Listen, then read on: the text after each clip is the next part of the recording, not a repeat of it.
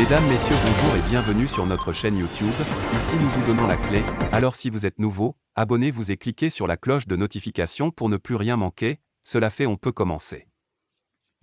Chute de Damiba, un signal aux chefs d'État qui font la sourde oreille aux interpellations de leur peuple. Le lieutenant-colonel Paul-Henri Sandaogo Damiba n'est plus l'homme fort du Burkina Faso.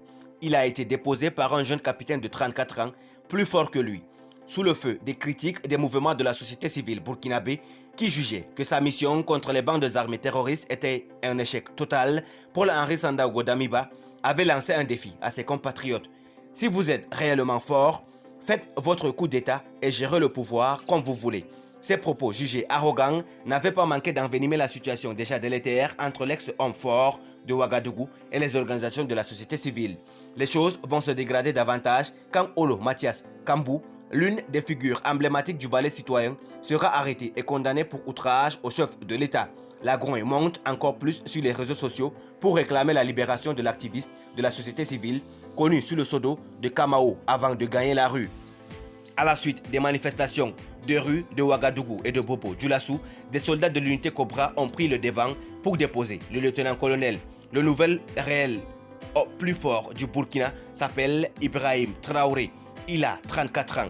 C'est lui qui, à la suite des manifestations de rue, a répondu au défi lancé par Paul-Henri Sandaogo Damiba. Au pays des hommes intègres, comme en Guinée et au Mali, c'est d'abord le peuple, exaspéré par la gestion chaotique du pouvoir, qui s'est exprimé dans la rue. Toute chose qui a ouvert la voie à l'action de la Grande Muette, qui d'ailleurs ne la ferme plus depuis quelques années. Le peuple souverain, lorsqu'il finit à en avoir assez des politiques, décide de parler. Et c'est dans la rue qu'il s'exprime. Très souvent, cette expression du peuple est muselée par le pouvoir avec l'usage de l'armée. Cette même armée, lorsqu'elle finit par en avoir assez de brutaliser le peuple, se dresse du côté de celui-ci. Et c'est en ce moment que les heures sombres commencent pour les tenants du pouvoir qui pourtant se croyaient intouchables.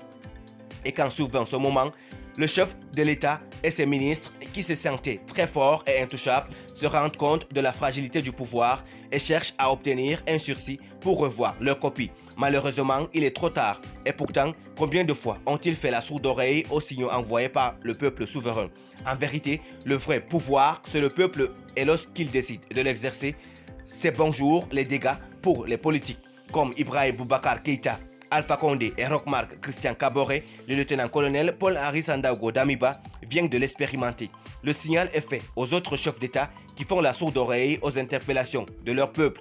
Quand l'heure arrive pour l'ultime sanction, aucun sursis n'est possible. Cela prend le temps qu'il faut, mais il finit par arriver. À bon entendeur, merci pour votre aimable attention. Si vous êtes nouveau, n'oubliez pas de cliquer sur la cloche de notification et de vous abonner à la chaîne. Merci et à très bientôt pour une nouvelle vidéo.